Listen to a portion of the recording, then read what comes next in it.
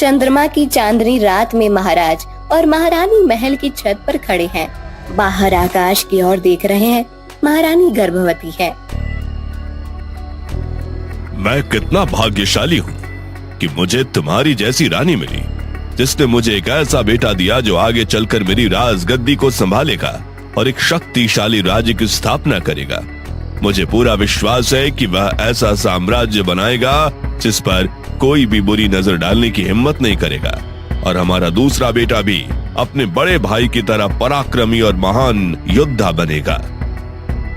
परंतु महाराज, यदि इस बार पुत्र की जगह पुत्री हुई तो? ऐसा नहीं हो सकता। मैंने अपने राजगुरु से इस बारे में बात की है। उन्हें किसी को भी देखकर उसका भविष्य बताने का अद्भुत वरदान प्राप्त है। तुम्हें याद है ना, हमारे बड़े पुत्र की भविष्यवाणी भी उन्होंने ही की थी, जो अब बिल्कुल सत्य साबित हो रही है। तो क्या उन्होंने ये भी कहा है कि ये दूसरा पुत्र भी एक महान योद्धा बनेगा? नहीं, ऐसा तो उन्होंने नहीं कहा, लेकिन ये मेरा पुत्र है, एक महान राजा का पुत्र। यह असंभव है कि वो मेरे जैसा ना बने। फिर भी कभी कभी भाग्य अपने फैसले खुद करता है। रानी साहिबा, आप इतना चिंतित क्यों होती हैं? अगर ये योद्धा भी ना बन पाया तो हमारा बड़ा बेटा है ना, बस सब कुछ संभाल लेगा। अब चलिए विश्राम कीजिए और इस बात की चिंता मत कीजिए।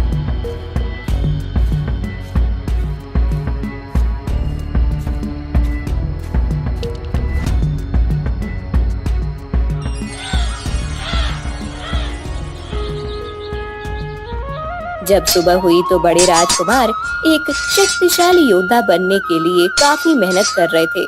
4 सैनिक एक कोने में खड़े होकर आपस में बात कर रहे थे। राजकुमार वाकई बहुत शक्तिशाली हैं। इतनी कम उम्र में ही उन्होंने अकेले 4 पहलवानों को हराया है, और इसके अलावा वे शारीरिक रूप से मजबूत भी हैं। इसमें कोई संदेह नहीं कि अगला सम्राट वही बनेंगे।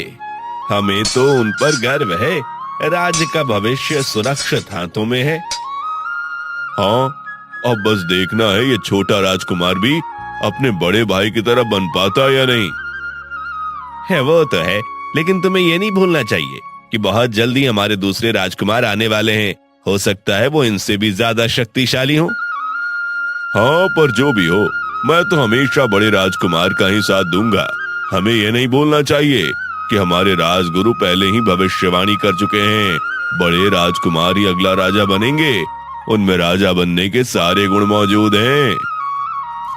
तभी अचानक महल के अंदर से एक दासी हांफती हुई, घबराई हुई दौड़ी चली आती है, जैसे कोई बड़ी खबर लेकर आई हो। जल्दी जाओ, राजवैद्य को बुलाओ, महारानी को पेट में दर्द हो रहा है। जैसे ही ये बात राजकुमार के कानों में पड़ती है, वो एकदम चौंक उठते हैं। माँ को क्या हुआ? वो ठीक तो है ना? मैं अभी राजवैद्य को लेकर आता हूँ। नहीं राजकुमार, आप यहीं रुकिए, हम जाते हैं और राजवैद्य को लेकर आते हैं। 2 सैनिक तुरंत दौड़ पड़ते हैं। एक सैनिक महाराज को सूचना देने चला जाता है और एक सैनिक राज्य वैद्य जी को बुलाने चला जाता है। कुछ ही समय में महाराज तेजी से वहाँ पहुँचते हैं और उसी समय राज्य वैद्य जी और एक महिला डॉक्टर भी आ जाते हैं। राज्य वैद्य जी अंदर जाने से पहले महाराज से बात करते हैं। आप चिंता न करें महाराज, बहुत जल्द ही आपको एक खुशखबरी मिलेगी। राज्य वैद्य और एक महिला चिकित्सक महारानी के कक्ष में प्रवेश करते हैं। कुछ देर बाद कमरे के भीतर से नवजात शिशु के रोने की आवाज सुनाई देती है, जिसे सुनकर सभी के चेहरे पर राहत की हल्की मुस्कान उभर आती है। फिर चिकित्सक महिला शिशु को गोद में लिए बाहर आती है। बधाई हो महाराज, आपको पुत्र रत्न की प्राप्ति हुई है। लेकिन मेरी माँ, वो कैसी है? वो भी बिल्कुल ठीक है, अभी आराम कर रही है। आप सब थोड़ी देर बाद उनसे मिल सकते हैं। महाराज, राजकुमार और सैनिक एक दूसरे की ओर मुस्कुराकर देखते हैं। चारों ओर खुशी और सुकून का एहसास फैल जाता है। आज मैं अत्यंत प्रसन्न हूँ। ऐलान कर दो पूरे राज्य में, राजकुमार का जन्म हुआ है। और आज से ठीक 4 दिन बाद महल में एक भव्य उत्सव का आयोजन किया जाएगा। आसपास के सभी राज्यों और अपने समस्त संबंधियों को न्योता भेजा जाए। राजमहल में रोशनी, नृत्य, संगीत और उत्सव का माहौल है। दूर दूर से अतिथि आए हैं। उत्सव के समाप्त होते ही महाराज संकेत करते हैं। एक सेवक राजगुरु को बुलाता है और राजगुरु धीमे कदमों से कक्ष में प्रवेश करते हैं। उनका चेहरा शांत और गंभीर है। प्रणाम महाराज, आशा है आप और महारानी कुशल मंगल हैं। राजगुरु जी, आपका स्वागत है। भगवान की कृपा से सब कुशल है। आपने मेरे बुलावे पर आकर मुझे सम्मानित किया। मुझे पता है कि आपने राजगुरु का पद त्याग दिया है, लेकिन मैं आपसे निवेदन करता हूं कि आप एक बार हमारे नवजात राजकुमार का भविष्य देखें और बताइए, मेरे पुत्र के भाग्य में क्या लिखा है। महाराज, इतने वर्षों तक आपकी सेवा करने का अवसर मुझे मिला। ये मेरा परम सौभाग्य रहा। आपके आग्रह पर मैं ये कार्य अवश्य करूंगा। धन्यवाद राजगुरु।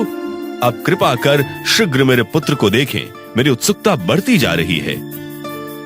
जैसा आप आदेश दें महाराज। राजगुरु धीमे कदमों से बालक के पास जाते हैं और ध्यान से उसका ललाट देखते हैं। कुछ पल तक कुछ नहीं कहते, लेकिन फिर उनके चेहरे पर हैरानी और गहरी सोच के भाव आ जाते हैं। महाराज, कृपया मुझे क्षमा करें, लेकिन ऐसा नहीं होगा जैसा आपने सोचा है। ये बालक युद्ध के लिए नहीं बना है। इसके जीवन का उद्देश्य युद्ध भूमि पर नहीं, बल्कि किसी और महान कार्य में निहित है। वह आपको अपने मार्ग पर लेकर जाएगा, जो युद्ध से कहीं दूर होगा। इसका क्या मतलब है? तो क्या ये लड़ने के योग्य नहीं? नहीं महाराज, ये बालक युद्ध करने के लिए नहीं बना, लेकिन इसके भीतर ऐसी विलक्षण कौशल शक्ति होगी कि सबसे शक्तिशाली योद्धा भी इसके सामने झुकने पर मजबूर हो जाएगा। आप कैसी बात कर रहे हैं राजगुरु? जो खुद लड़ भी नहीं सकता, वो योद्धाओं के सामने टिकेगा कैसे और उन्हें झुकाएगा कैसे? महाराज, विजय केवल शक्ति से नहीं मिलती। शक्तिशाली से शक्तिशाली योद्धा तब हार मानता है जब उसके सामने बुद्धि घुटने टेक देती है, और छोटे राजकुमार के पास ऐसी बुद्धि है जिसका कोई मुकाबला नहीं कर सकता। ऐसी कौन सी बुद्धि और शक्ति है इसके पास राजगुरु, जिसकी आप बात कर रहे हैं? आप कहते हैं कि यह बालक किसी योद्धा से कहीं अधिक महान है, लेकिन क्या वो कुछ खास शक्ति रखता है जिसे हम समझ नहीं पा रहे हैं? महाराज, इस बालक के पास वो मस्तिष्क है जिसकी चालें किसी योद्धा से बड़ी होंगी। राजन, बताइए, आपके दरबार में कितने विद्वान बुद्धिमान हैं? मेरे दरबार में दुनिया के श्रेष्ठतम विद्वानों में से 2 महाज्ञानी हैं। उनकी बुद्धि के सामने बड़े बड़े विद्वान भी नतमस्तक हो जाते हैं। इन्हीं के मार्गदर्शन और ज्ञान से हमारा राज्य दिन प्रतिदिन समृद्धि की ओर बढ़ रहा है। तो तैयार रहिए महाराज, बहुत जल्द वो दिन आएगा जब आपके उन 2 विद्वानों में से किसी की आवश्यकता नहीं रहेगी, क्योंकि ये बालक बुद्धि में उन सभी से कहीं आगे निकल जाएगा। क्या आप सच कह रहे हैं? क्या आपको मेरी बात पर विश्वास नहीं? नहीं नहीं, ऐसी कोई बात नहीं, मैं तो बस तसल्ली करना चाहता था। महाराज, एक बात ध्यान से सुनिए। महाराज, ये बात किसी को भी पता ना चले। दुनिया को यही मानने दीजिए कि इस बालक में कोई विशेष शक्ति नहीं है। पर ऐसा क्यों राजगुरु? क्योंकि इस राजमहल के भीतर तुम्हारे कई दुश्मन मौजूद हैं महाराज। यदि ये बात बाहर फैल गई कि छोटे राजकुमार विलक्षण बुद्धि के धनी हैं, तो उनके जीवन पर संकट आ सकता है। जी राजगुरु, मैं इस बात का पूरा ध्यान रखूंगा। ये रहस्य सिर्फ मेरे और आपके बीच रहेगा। इतना बोलकर राजगुरु वहां से चले जाते हैं। अगले दिन महाराज, आपने अब तक छोटे राजकुमार के गुणों के बारे में कुछ नहीं कहा। मैं जानना चाहता हूँ कि आप उन्हें कैसा देखते हैं। क्या आपने उनके स्वभाव या बुद्धि में कोई विशेष बात देखी है? मंत्री जी, वो एक आम बालक है, उसमें कोई विशेष कौशल नहीं है, पर मेरे लिए वो उतना ही प्रिय है जितना मेरा बड़ा पुत्र। ये सुनकर बड़ा राजकुमार थोड़े दुखी हो जाते हैं और सभा के बाद अपने पिता से बात करते हैं। पिताजी, क्या सच में मेरे छोटे भाई के पास कोई विशेषता नहीं है? बेटा, लोगों को सच बताना जरूरी है, लेकिन एक बात दिल से कभी मत भूलना, तुम्हारा छोटा भाई वो है, मासूम है, निष्कलंक है, उसकी हिफाजत करना तुम्हारा फर्ज है।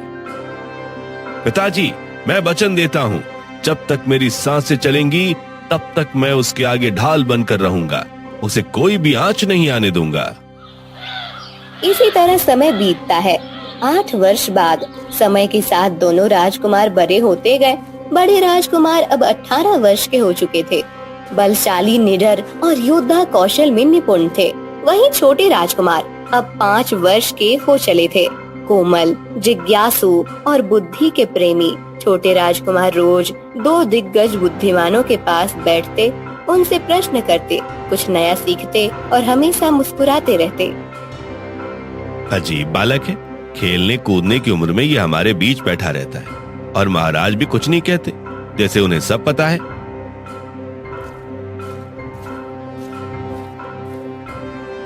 छोटे राजकुमार, सभा के बाद हमारे कक्ष में आइएगा, हमें आपसे एक महत्वपूर्ण बात करनी है। जो आज्ञा पिताश्री।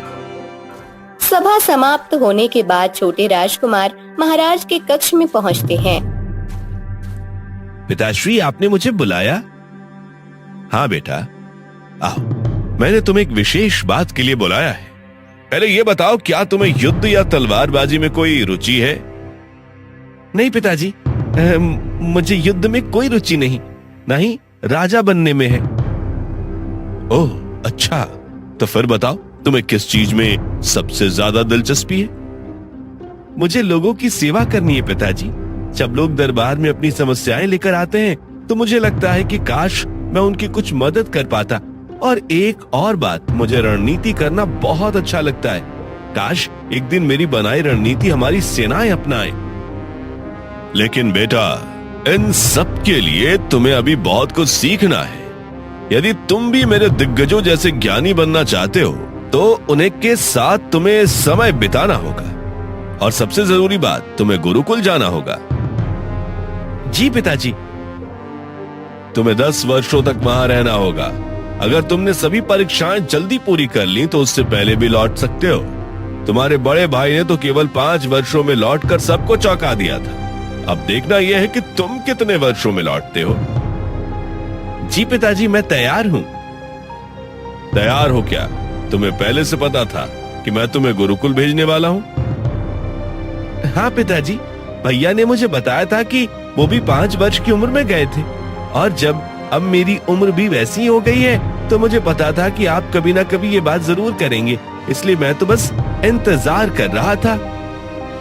वाह, तुम तो अभी से ही बुद्धिमता की राह पर चल पड़े हो। नहीं पिताजी, ये तो कोई छोटा बच्चा भी समझ जाता। परंतु तो अभी भी तुम एक छोटे बच्चे हो। इसीलिए तो मैं समझ गया ना पिताजी।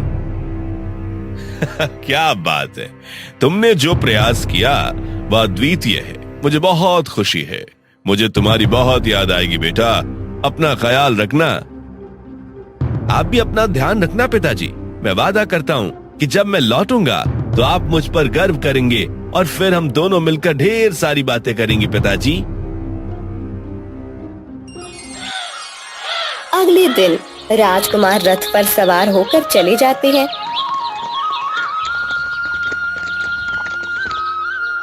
प्रणाम गुरुदेव। आइए राजकुमार, आइए, आपकी प्रतीक्षा थी। गुरुदेव राजकुमार को सभा मंच पर ले जाकर सभी शिष्यों के सामने परिचय करवाते हैं।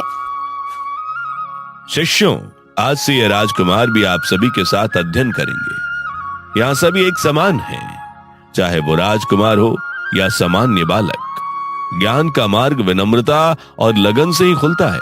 तो मेरे प्रिय शिष्यों, आज से हम संस्कृत भाषा की शुरुआत करेंगे। गुरुदेव, क्या मेरे लिए कुछ और विशेष अभ्यास होगा? क्यों राजकुमार, आपको पढ़ाई में रुचि नहीं? राजकुमार थोड़ा सोचते हुए शांत खड़े हो जाते हैं। मुझे ज्ञात है कि तुम्हें विद्या में रुचि है, परंतु ज्ञान का शस्त्र सबसे बड़ा शस्त्र होता है। तुम्हारे बड़े भाई भी युद्ध में निपुण थे, लेकिन उन्होंने पढ़ाई को भी सम्मान महत्व दिया और केवल 5 वर्षों में ही शिक्षित होकर लौट गए। राजकुमार सिर झुकाकर आत्मविश्वास के साथ जवाब देते हैं। तो फिर मैं भी कम नहीं रहूंगा गुरुदेव, मैं मन लगाकर पढ़ाई करूंगा। हाँ, यही तो चाहिए एक सच्चे शिष्य से। नहीं गुरुदेव, आप गलत समझ रहे हैं। मुझे योद्धा या लड़ाई में कोई दिलचस्पी नहीं है, मुझे तो सिर्फ पढ़ाई में ही रुचि है। तो फिर तुम पढ़ाई क्यों नहीं करना चाहते? राजकुमार, तुम तो पहले ही दिन से अलग काम करना चाह रहे हो। क्योंकि संस्कृत भाषा मुझे पहले से ही आती है गुरुदेव, लिखना, पढ़ना, बोलना तीनों में तो मैं पहले से जानता हूँ। उसमें समय क्यों गंवाऊं? कृपया मुझे वो ज्ञान दीजिए जो मैं नहीं जानता हूँ। क्या कह रहे हो तुम?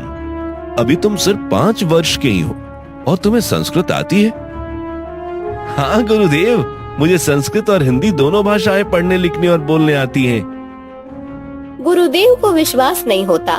वे राजकुमार का परीक्षा लेते हैं। राजकुमार सभी प्रश्नों का उत्तर सटीक और सरल भाषा में दे देता है। सभी शिष्य और आचार्य स्तंभ रह जाते हैं।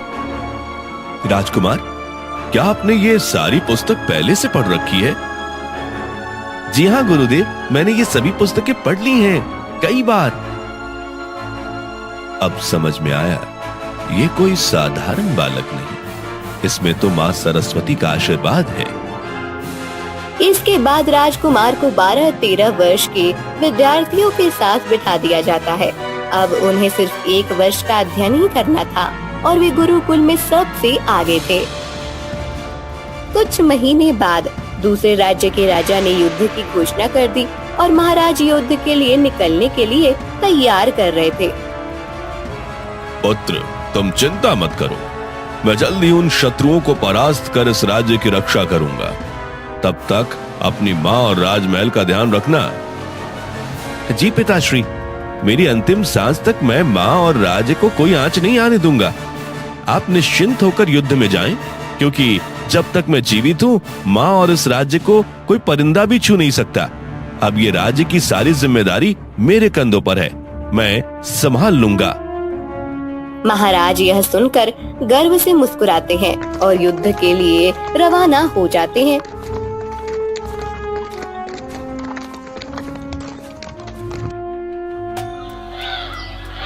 दो दिन बाद एक सैनिक हाँफता हुआ दरबार में प्रवेश करता है। राजकुमार की जय हो, मैं एक बहुत बड़ी खुशखबरी लेकर आया हूँ। कहो सिपाही, क्या है? पिताश्री ने युद्ध जीत लिया? जी राजकुमार, महाराज ने युद्ध जीत लिया, लेकिन क्या? साफ साफ कहो। लेकिन राजकुमार, बड़े दुख के साथ कहना पड़ रहा है, महाराज अब इस दुनिया में नहीं रहे। क्या कहा तुमने? युद्ध के अंतिम क्षणों में जब दुश्मन की सेना पराजित होकर पीछे हट रही थी, तब एक कायर शत्रु ने छिपकर पीठ पीछे वार किया। महाराज का शरीर रक्त से भीग गया और उन्होंने अंतिम सांस लेते हुए मातृभूमि की गोद में सदा के लिए दम तोड़ दिया। ये नहीं हो सकता। कोई मामूली सैनिक मेरे पिता को नहीं मार सकता, यह असंभव है। लेकिन ये सत्य है राजकुमार। ठीक है, लेकिन याद रखना, अगर ये बात झूठी हुई तो तुम्हारा सर धड़ से अलग कर दूंगा। महाराज की वीर गति के बाद महारानी गहरे शोक में डूब गई। उन्होंने मौन व्रत धारण कर लिया, ना कोई शब्द बोलते, ना अन्न का एक दाना मुंह में डालते। उनके जीवन की ज्योति ही बुझ चुकी थी। उधर राजकुमार भी इस अपार दुख से भीतर तक टूट चुके थे, परंतु वे जानते थे कि अब समूचे राज्य की निगाहें उन्हीं पर टिकी हैं। अपनी पीड़ा को पीछे छोड़ राज्य को संभालने में जुट गए। राजकाज अब उनके कंधों पर था और वे पीछे नहीं हट सकते थे।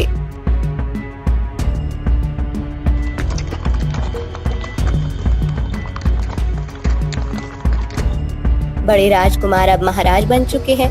छोटे राजकुमार को देखकर मुस्कुराते हैं। आइए आइए राजकुमार, हमें तो विश्वास ही नहीं हो रहा है कि आपने मात्र 1 वर्ष में अपनी शिक्षा पूर्ण कर ली। हमें तो पूरे 5 वर्ष लग गए थे। आप सच में अत्यंत बुद्धिमान और प्रतिभाशाली हैं। लोग व्यर्थ ही आपको एक साधारण बालक समझते थे, परंतु आप तो। अरे नहीं भैया, आप भी ना, मैं अभी इतना भी खास नहीं। वो सब छोड़िए, ये बताइए पिताजी कहाँ हैं? वो मुझे देखने बाहर नहीं आए? यह सुनते ही पूरा दरबार, पूरा परिवार एकांत शांत हो जाते हैं। छोटे राजकुमार धीरे धीरे गंभीर हो जाते हैं, जैसे मन ही मन कुछ समझ गए हो। पता नहीं क्यों मेरे दिमाग में अजीब से ख्याल आ रहे हैं। आप सब मौन क्यों हैं? कहीं पिताजी को कुछ हो तो नहीं गया? मैं भी ना कैसी कैसी बातें सोचता रहता हूँ। आप सही सोच रहे हैं राजकुमार। नहीं नहीं नहीं, ऐसा नहीं हो सकता।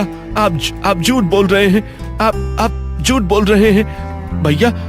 पिताजी ने मुझसे वादा किया था कि उन्होंने कहा था कि जब मैं लौटूंगा तो ढेर सारी बातें करेंगे, हंसेंगे, खेलेंगे। वो अपना वादा कभी नहीं तोड़ते, तो अब वो कैसे तोड़ सकते हैं? महाराज बड़े ही प्रेम और धैर्य से छोटे भाई को गले लगाकर समझाते हैं, उन्हें सारा सच विस्तार से बताते हैं। छोटा राजकुमार माँ के कक्ष में प्रवेश करता है। वहाँ एक कोने में बैठी सूनी आंखों से दीवार निहारती महारानी मौन, दुखी और टूटी हुई। माँ, आपने तो कहा था कि जब मैं लौटूं तो अपने हाथ से मेरे लिए स्वादिष्ट भोजन बनाओगी, पर आपने कुछ नहीं बनाया। आप नहीं चाहती कि आपका बेटा, जो 1 वर्ष में आपकी रसोई की खुशबू को तरस रहा है, वो आज आपके हाथ का प्यार भरा खाना खाए? क्या पिताजी के चले के जाने के बाद आपने अपने बेटे को भी भुला दिया है? क्या अब मैं आपके लिए महत्वपूर्ण नहीं रहा माँ?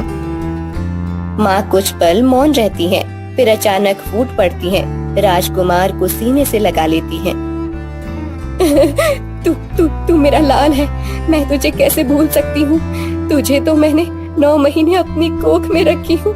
तेरे बिना मेरा हर दिन अधूरा था। बस तेरे पिताजी के बिना जीने की आदत नहीं पड़ी अभी, लेकिन तू आ गया है ना, अब मैं संभल जाऊंगी। रुक, अभी तेरे लिए तेरे मनपसंद पकवान बनाती हूँ। आज तेरी रसोई फिर से जलेगी तेरे लिए, मेरे लाल। सुबह का समय। छोटे राजकुमार महाराज के पास आते हैं। उनके चेहरे पर गंभीरता है। भैया, क्या आपके पास थोड़ी देर के लिए समय है? मुझे आपसे कुछ जरूरी बातचीत करनी है। पर मेरे पास तो ज्यादा समय नहीं है, लेकिन अगर तुम कुछ गंभीर बात लेकर आए हो तो सुनने में कोई परेशानी नहीं है। क्या कहना है राजकुमार? मैं जानता हूं कि मैं अभी बच्चा हूं, पर अगर मैं कुछ कहूं तो क्या आप मेरी बात मानेंगे? हम जानते हैं कि तुम छोटे हो, लेकिन तुम कोई साधारण बालक नहीं हो। तुमने जिस तरह 1 साल में अपनी शिक्षा पूरी की, वो चमत्कार से कम नहीं। और जितना हम जानते हैं, हमारे राज्य के सबसे बड़े विद्वान भी ऐसा नहीं कर पाए। अगर तुम कुछ कहना चाहते हो तो हम पूरी तरह से तुम्हारी बात सुनेंगे और उस पर विश्वास भी करेंगे। तुम्हारे पिता भी तुम पर गहरी आस्था रखते थे, यह हमें भी पता था। क्या सचमुच भैया पिताजी ने मुझे इतना विद्वान माना था? हाँ, हमारे पिताजी ने ये बात हमें बताया कि हमारे राजगुरु जो भविष्य देख सकते थे, उन्होंने कहा था कि आपका छोटा राजकुमार प्रकांड विद्वान बनेगा, जो महान होगा। तुमने महज 1 साल में अपनी शिक्षा पूरी कर ली, और ये किसी चमत्कार से कम नहीं। अब तुम क्या कहना चाहते हो, हम सुनने के लिए तैयार हैं। भैया, पिताजी की मौत एक हादसा नहीं, एक साजिश थी। क्या तुम कह रहे हो राजकुमार? हमारी समझ से बाहर है ये बात। भैया, मैं आपको सच बताता हूँ, वो सैनिक जिसने पिताजी का हत्यारा बताया गया, वो असली कातिल नहीं था। असल हत्यारा हमारे ही बीच में है। मुझे पूरा यकीन है वो सैनिक सिर्फ एक मोहरा था। सच्चा अपराधी वो है जो अभी भी हमारे दरबार में है, जो हमारे बीच घातक खेल खेल रहा है। हो सकता है वो महामंत्री है। महाराज और राजकुमार के बीच बातचीत जारी है। राजकुमार का चेहरा गंभीर है और महाराज अभी भी हल्का सा संदेह कर रहे हैं। तुम्हारी बातों में कुछ है राजकुमार, लेकिन क्या हम सचमुच महामंत्री जी पर शक कर सकते हैं? वो तो हमारी सबसे बड़ी मददगार शक्ति रहे हैं। क्या तुम सच में मानते हो कि वो ऐसा कुछ कर सकते हैं? भैया, मैं जानता हूँ ये कठिन है, लेकिन कभी कभी हमें वही लोग धोखा देते हैं जिन पर हम सबसे अधिक विश्वास करते हैं। आपने जो कहा, आंख बंद करके भरोसा करना वही समस्या है।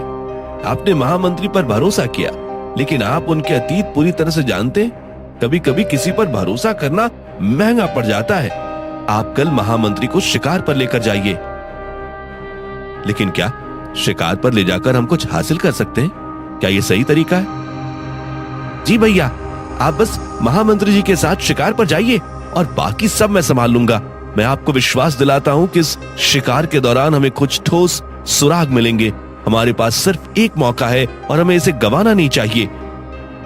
ठीक है, अगर तुम ऐसा कह रहे हो तो हम शिकार पर चलते हैं और देखते हैं कि क्या कुछ सामने आता है। महाराज महामंत्री के साथ शिकार पर निकल जाते हैं। राजकुमार ने सब कुछ अच्छी तरह से प्लान किए हुए थे। वो अपने सैनिकों को निर्देश देते हैं कि वे हर कदम पर नजर रखें ताकि कुछ भी संदिग्ध देखा जा सके। शिकार के दौरान महामंत्री और महाराज जंगल के बीच में हैं और राजकुमार कहीं छुपकर उनके हर कदम पर निगाह रखता है। बस अब समय आ गया है। शिकार का खेल शुरू होने वाला है और इस खेल में जीत हमारी होगी। मुझे बस इस मौके का सही इस्तेमाल करना है।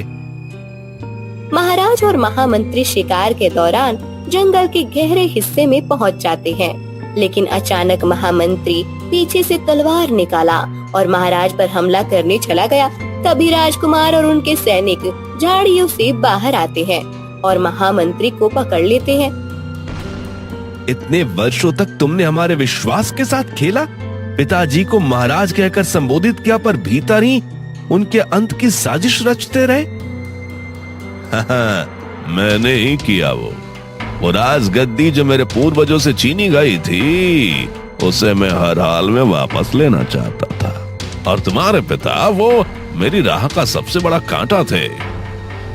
सैनिकों ने महामंत्री को जंजीरों में बांध दिया, लेकिन राजकुमार शांत नहीं थे। उनके मन में एक सवाल अब भी उठ रहा था। इस विश्वासघात के पीछे कोई और भी है। महामंत्री अकेला नहीं था। इसे शरण देने वाला दरबार में कोई और भी है। चेहरा खंगालो, हर कागज, हर गुप्त पत्र जांचो। मैं तब तक शांत नहीं बैठूंगा, तब तक पिताजी की हत्या का हर राज ना उजागर कर दूं। महामंत्री को बंदी बनाकर राजधानी लौटने की तैयारी होने लगी, पर जंगल के सन्नाटे में कोई और भी था जो दूर से ये सब देख रहा था।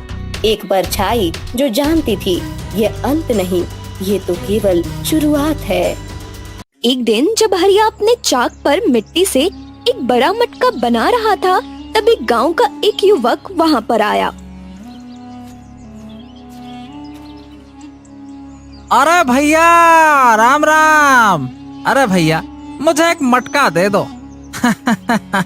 सुना है आपके बनाए हुए मिट्टी के बर्तन बहुत टिकाऊ होते हैं। लाओ भैया, दे दो। हाँ जरूर जरूर जरूर भैया, तुम बैठो, मैं तुम्हें सबसे अच्छा मटका दूंगा। अच्छा ये बताओ, तुम्हारे घर में मटका पानी रखने के लिए चाहिए या किसी और काम के लिए? अरे भैया, मटका तो पानी रखने के लिए ही चाहिए। अरे गर्मी के मौसम में ठंडे पानी पीने का आहा मजा ही कुछ और है। दिखाओ भैया, बढ़िया वाला मटका दिखाओ। हरिया फिर अपनी झोपड़ी के अंदर जाकर एक बड़ा और मजबूत मटका लेकर आता है। ये लो भैया, ये मटका बहुत बढ़िया है। इसे बनाने में मैंने सबसे अच्छी मिट्टी का इस्तेमाल किया है। अगर इसे ठीक से संभालोगे तो ये कई सालों तक चलेगा।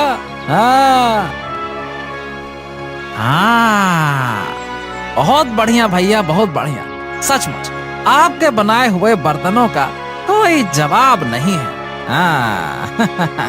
अच्छा अब ये बताओ, कितने पैसे दूं इसके? भैया 20 रुपया हुआ है आपका। 20 रुपया? हाँ, ये तो बहुत सस्ता है भैया। इतना अच्छा मटका इतने कम पैसे में, ये कैसे? अरे भैया, ये मेरा काम है। मैं जो बनाता हूँ वो दिल से बनाता हूँ। पैसे तो सिर्फ काम का हिस्सा है। हाँ, क्या बात है, क्या बात है, क्या बात। आप सचमुच बहुत अच्छे इंसान हैं भैया। मैं हमेशा आपके पास ही आऊंगा। चलिए, राम राम। फिर वो व्यक्ति पैसे देकर वहाँ से चला जाता है। एक दिन अचानक से राजा को हरिया के बारे में पता चला। राजा ने सैनिकों की मदद से हरिया को महल बुलाया। हरिया, तुम्हारे बारे में बहुत सुना है। गांव में तुम्हारे बनाए बर्तनों की बहुत तारीफ हो रही है। मुझे ये जानकर बहुत खुशी हुई कि तुम इतने कुशल कुम्हार हो। धन्यवाद महाराज।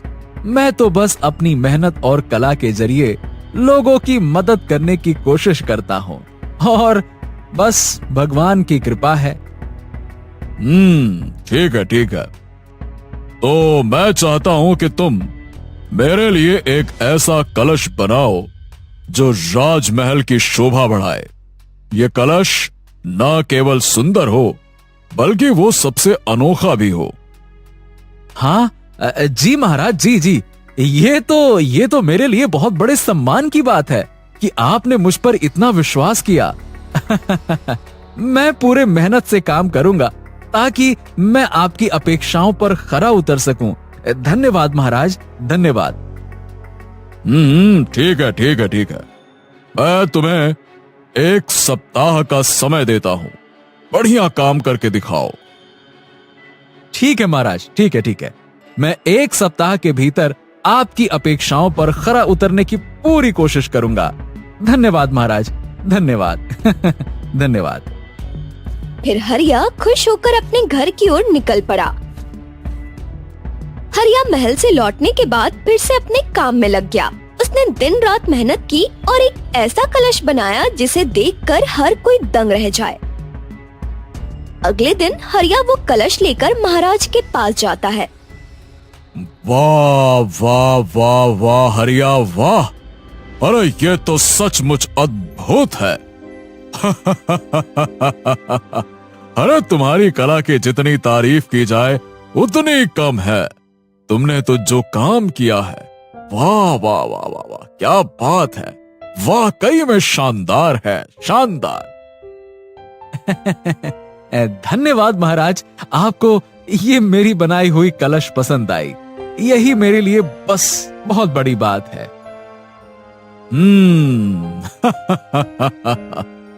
तुम्हारी मेहनत और समर्पण का हमें पूरा एहसास है हरिया। मैं तुम्हें पुरस्कार स्वरूप सोने के सिक्के देना चाहता हूं, ताकि तुम्हारी कला और मेहनत को और अधिक प्रोत्साहन मिले। फिर हरिया सिक्के लेकर घर की ओर निकल पड़ता है। अगले दिन मंत्री महाराज के पास टूटा हुआ कलश लेकर जाता है। महाराज महाराज महाराज महाराज, ये देखिए महाराज, हरिया ने हमारे साथ धोखा किया है। अरे महाराज, ये कलश हरिया की बनाई हुई है जो एक दिन में ही टूट गई। इससे साबित होता है महाराज कि उसकी कला इतनी अच्छी नहीं थी जैसा कि आपने सोचा था। मंत्री जी, ये तो बहुत गंभीर बात है। हरिया ने अपनी कला से हमारा दिल जीता था। अगर उसने सच में धोखा दिया है तो ये सहन नहीं किया जाएगा। लेकिन हमें जल्दबाजी में कोई निर्णय नहीं लेना चाहिए। पहले मामले को गहराई से समझना चाहिए। अरे महाराज, मैं हूं ना, मैं समझाता हूं आपको। परंतु ये टूटे हुए कलश को देखकर आप देखिए, साफ साफ पता चलता है कि उसकी कला में ही कोई खोट है। नहीं तो एक दिन में कैसे टूट सकता है? खुद ही सोचिए, इतना पक्का कलश होता तो क्यों टूटता?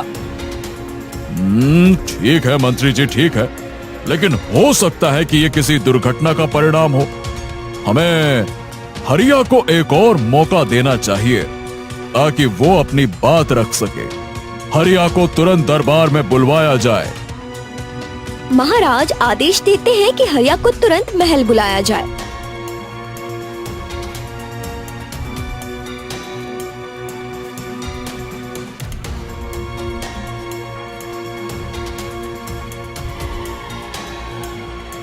महाराज की जय हो, महाराज की जय हो।